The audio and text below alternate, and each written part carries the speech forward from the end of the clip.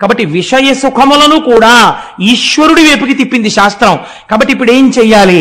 యవ్వనే విషయేషిణాం, యవ్వనమునందు విషయముల చేత, విషయములనబడేటటువంటి విషము కలిగిన పాముల చేత కాటు వేయబడకుండా ఆ సుఖములను ధర్మపత్ని యందు పొంది అర్థమును పొందు.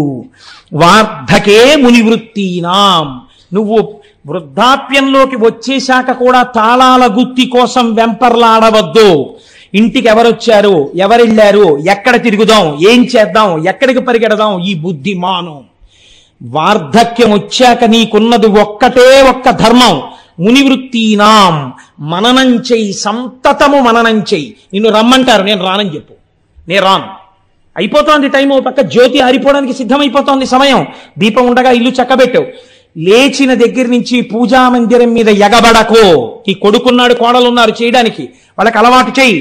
నువ్వేం చేస్తావు? కూర్చో, ధ్యానమునందు కూర్చుని బాగా మననం చెయ్యి. నువ్వు ఇతపూర్వం ఏం విన్నావో, ఏం చదివావో, ఏం చూశావో అవి మననం చేస్తూ ఉండు. ఏ సంకల్పము ఊపిరి మీద ఆధారపడింది, ఏ ఊపిరి తర్వాత నీ ఆయుర్దాయం ఆగిపోతుందో ఎవరికి తెలియదు. వృద్ధాప్యంలోకి వచ్చేసావు, 3వ నెంబర్ ప్రమాద పతాకం పడిపోయింది, స్థానిక భద్రతా సూచనగా. ఇంకా ఎందుకు తిరుగుతావు? ఇక తిరగకు. మహానుభావులు ఉన్నారండి లోకంలో. శ్రీభాష్యం అప్పలాచార్య స్వామి వారికి నడుము విరిగిపోతే వారిని చూడ్డానికి వెడితే మిగిలిన వాళ్ళు కళ్ళనీళ్లు పెట్టుకున్నారు. స్వామి చక్కగా రామాయణం చెప్పేవారు, ఏమిటండి ఇలా నడుము విరిగిపోయింది అంటే ఆయన అన్నారు, తిరిగి తిరిగి చెప్పవలసిన అవసరం పూర్తయింది లేరా? ఏం మంచం మీద కూర్చుని రామాయణం తలుచుకో పొంగిపోలేవా?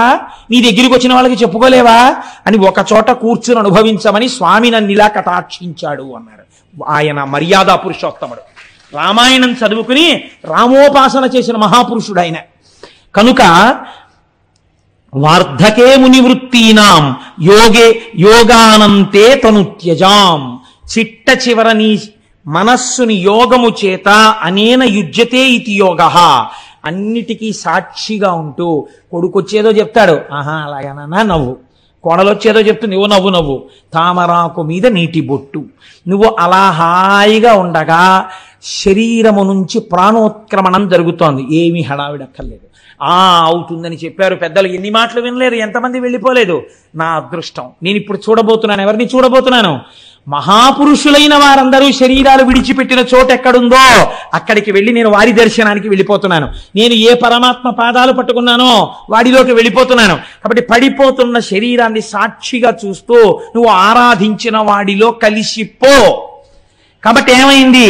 యోగేనాంతే తను త్యజాం, శరీరమును వదిలిపెట్టు. ఎంత పెద్ద మాట అన్నారో చూడండి. చచ్చిపోతున్నానని ఏడవకు. ఓ ఉత్తరీయాన్ని తీసి రాత్రి ఇంటికి వెళ్ళిపోయిన తర్వాత అలా దండెం మీద బారేసినట్టు, ఫలహారమో రాత్రి భోజనమో అయిపోయిన తరువాత నీ మీద వేసుకున్న ఉత్తరీయాన్ని వదిలిపెట్టేసి పడుకోవడానికి ఓ తేలిక బట్టను ఎలా కట్టుకుంటావో అలా మళ్ళీ పొద్దున్న లేచి స్నానం చేసే ముందు ఆ తేలిక వస్త్రాన్ని వదిలేసినట్టు అయిపోయింది. ఈశ్వర, దీనితో ప్రయోజనాన్ని సిద్ధింపచేశావు, నన్ను అనుగ్రహించావు అని ఈశ్వరుడిలోకి చేరుతూ దీన్ని వదులు. దీనికి ధర్మం పట్టుకో. ధర్మం తప్ప వేరొక మార్గం లేదు. ఇదే శాబ్దిక ప్రమాణమైన వేదము. ఈ వేదమును ఎవరు ఇచ్చాడో వాడు రుద్రుడు. ఆ రుద్రుడు ఏమి చేస్తూ ఉంటాడు మన చేత అంటే, ఈ శాబ్దిక ప్రమాణమైనటువంటి వేదము చేత ప్రతిపాదింపబడినటువంటి ధర్మము మనకి బాగా అర్థమయ్యేటట్టుగా ఆ శివుడే ఒక గురు రూపంలో వచ్చి చెప్పి మన మనస్సులను మార్చి పరమాత్మ వైపుకి అడుగులు వేసేటట్టు బుద్ధిని చక్కదిద్దినాడు. కాబట్టి ఇప్పుడు ఎవడు రుద్రుడు? వాడే వీడు, వాడు రుద్రుడై ఉన్నాడు. కాబట్టి ఇప్పుడు వేద ప్రమాణము వైపు నడిపించాడు. మీరు రామాయణంలో ఒక చిత్రమైన సంఘటన ఉంది. తల్లి కౌసల్యామాతకెళ్ళి రామచంద్రమూర్తి నమస్కరించారు అరణ్యవాసానికి వెళ్ళిపోతూ. అమ్మా నేను బయలుదేరుతున్నానమ్మా అన్నారు. తల్లి ఏమనాలి? నాన్న లౌకికంగా పెట్టిందనుకోండి రక్ష ఆవిడ అంది, లక్ష్మణుడు వచ్చి తిరగబడవయా దశరథ మహారాజు మీద, చంపేస్తానంటే నువ్వు ఒప్పుకోలేదు, ధర్మం పట్టుకున్నావు. నాకు తెలిసి రామా, ఇది ఒక తల్లి నేర్పవలసిన మాట. ఒక తల్లి కొడుకు గురించి ఈ మాట అన్ననాడు పొంగిపోయిన మాట. ఒక తల్లి ఏ లోకంలో ఉన్నా ఎప్పుడు సంతోషిస్తుందో తెలుసా అండి?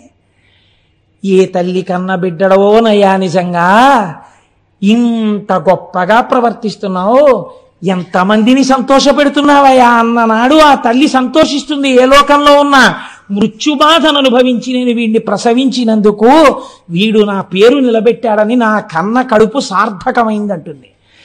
కౌసల్యా లోకభర్తారం సుషివేయం మనస్వినీతం మమార్థం సుఖం పృచ్ఛా శిరసా చాభివాదయ అంది సీతమ్మ తల్లి సుందరకాండలో. అందరూ తల్లులు బిడ్డల్ని కన్నారు వాళ్ళ కోసం. మా అత్త కౌసల్య అలా కన్లా లోక కళ్యాణాన్ని తీసుకురాగలిగిన రామచంద్రమూర్తిని కంది. అటువంటి బిడ్డని కన్నా మా అత్త కడుపుకి నమస్కారం అని చెప్పింది. అందుకని తల్లికి తెలుసు రామచంద్రమూర్తి ఎంత ధర్మం పట్టుకుంటాడో. ఆవిడంది బయలుదేరుతుంటే, నాన్న సవై రాఘవ శార్దూల ధర్మస్వామభిరక్షతు, నువ్వు ఇంతకాలము ఏ ధర్మమును పట్టుకోవడం వల్ల నీ జీవితంలో వైక్లభ్యం లేకుండా కొన్ని కోట్ల మందికి సుఖములయందు కాని దుఃఖములయందు కాని ఆదర్శమూర్తి అయిన మర్యాదా పురుషోత్తముడు రామచంద్రమూర్తి అన్న కీర్తి గణించి యశస్వి అయి ఇంతమందికి పాఠం నీ నడువడి చేత నేర్పావో, ఆ ధర్మము నుండి నీ మనస్సు మళ్ళకుండుగాక, నీవు అనుష్ఠించిన ధర్మము నిన్ను కాపాడుగాక. నాన్నా నువ్వు ధర్మము తప్పకో, ఆ ధర్మము నిన్ను కాపాడుతుంది. ఇది నేను నీకు చేస్తున్న ఆశీర్వచనం అంది కౌసల్య. రామాయణం నేర్పింది మనకి బిడ్డలకి తల్లి ఏం నేర్పాలో. కనుక ఈ ధర్మము వైపుకి మనస్సు నడిచేటట్టు చెయ్యగలిగిన వాడెవడో, శాబ్దిక ప్రమాణమైన వేదములోనున్న ప్రమాణమును నేర్పి మన మనస్సులను మార్చిన వాడెవడో వాడు రుద్రుడు. వాడి చేత పట్టుకున్న పినాకమది, దాని వింటి నారి శబ్దములే వేదములు. కాబట్టి ఇప్పుడు ఆ శాబ్దిక ప్రమాణములే వేదములు. ఆ వేదము మనల్ని ధర్మ మార్గంలో నడిపించడానికి వచ్చింది. ఆశ నీ ప్రయత్నం అక్కర్లేదు, వెంబడబడి తిరుగుతుందండి ఆశ. మిమ్మల్ని ఎలా పట్టుకులాగి, అందుకే ఆశా పాశము అన్నారు దాన్ని. తాడేసి లాగేసినట్టు లాగేస్తుంది ముందుకు వెళ్లకుండా. ఆశ ఎంత దారుణంగా ఉంటుందో ప్రమాచార్య స్వామి మాట చెప్తుండేవారు. ఒక దరిద్రుడికి మామిడి పండు తినాలనిపించింది. ఎంత చిత్రంగా ఉంటాయో చూడండి. ఆఖరికి రాక రాక మామిడి పళ్ళ సీజన్ వచ్చింది. ఎవడిస్తాడు వాడికి మామిడి పండు? ఎవడో ఒక మహానుభావుడు చూసి, అయ్యో పాపం వీడికి మామిడి పండు తినాలనిదిలా ఉంది, ఎప్పుడు మామిడి పళ్ళు అందరూ తినే చోటుకి వెళ్ళి కూర్చుని అలా చూస్తూ ఉంటాడు, చొంగ కారుస్తుంటాడు. ఓ పెద్ద మామిడి పండు ఇచ్చాడు. ఇప్పుడు ఆయన ఆ మామిడి పండుని చేత్తో పట్టుకుని పెద్ద ఆలోచన చేశాడు. అంటే మనుష్యులకి సహజంగా ఎలా ఉంటుందో చూడండి ప్రకృతి. నాకు దొరక్క దొరికింది మామిడి పండు. ఇంటి దగ్గర భార్య ఉంది, 2 బిడ్డలు ఉన్నారు. భార్యకి 2 బిడ్డలకి నాకు నలుగురికి కలిపి ఒక్క మామిడి పండు తినడానికి సరిపోదు. పోన్లే పంచుకు తిందామంటే ఇంతంత ముక్కలు వస్తాయి. ఇలా అబ్బా ఎంతో బాగుందో అనేటప్పటికి అయిపోయింది. కాబట్టి ఈ సంవత్సరానికి నేను ఒక్కడినే తింటాను. వచ్చే సంవత్సరానికి ఎలాగో అలా కష్టపడి భార్యా బిడ్డలకు కూడా మామిడి పళ్ళు ఏర్పాటు చేస్తాను. చూడండి ఎంత చిత్రంగా ఉంటుందో. తను తినాలన్న దగ్గర భార్యా బిడ్డల్ని కూడా పక్కన పెట్టగలిగాడు. ఇప్పుడు తినచ్చు కదా పోనీ ఒక్కడు. ఇన్నాళ్ళు వీడు పాపం ఎప్పుడు పాపం ఏం తింటాడండి, పిచ్చాడు, దరిద్రుడు అనేవారు నన్ను. 10 మంది చూస్తూ ఉండగా నేను ఈ మామిడి పండు తినాలి. అంటే అందరూ నన్ను చూసి, అబ్బో ఆయన మామిడి పండు తింటున్నాడండి, ఎంత మంచి మామిడి పండు, ఎక్కడ కొన్నాడో పరకంటే ఈయనకి ఏదో ఐశ్వర్యం వచ్చింది అనుకోవాలి. కాబట్టి నేను ఇప్పుడు ఈ మామిడి పండుని అందరూ చూస్తూ ఉండగా తింటాను అని ఒక అరుగెక్కి కూర్చుని బాగా జనం వచ్చే వరకు చూశాడు. అందరూ వచ్చే వరకు మామిడి పండు ఇలా తిప్పాడు. నిజంగానే ఆశ్చర్యం వేసింది అందరికీ, ఏమిటి ఇంత మామిడి పండు ఉంది వీడి చేతిలో అని. ఇప్పుడు అందరూ చూస్తుండగా తిందామని ఆ మామిడి పండుని ఇలా కొరికి అన్నాడు. అది చేతిలోంచి జారి కిందనున్న బురదలో పడింది. ఎంత అక్కడున్నాడో అంత కిందకి వెళ్ళాడు. ఇప్పుడు ఆ మామిడి పండుని వదలలేడు. తీసి కడిగైనా తినేద్దామని ఉంది. తీసి కడిగితే వీళ్ళందరూ ఏమనుకుంటారో. ఇప్పుడు ఎవరు చూడాలనుకున్నవాడో వాళ్ళే ప్రతిబంధకం అయ్యారు. తీసి కడగడమా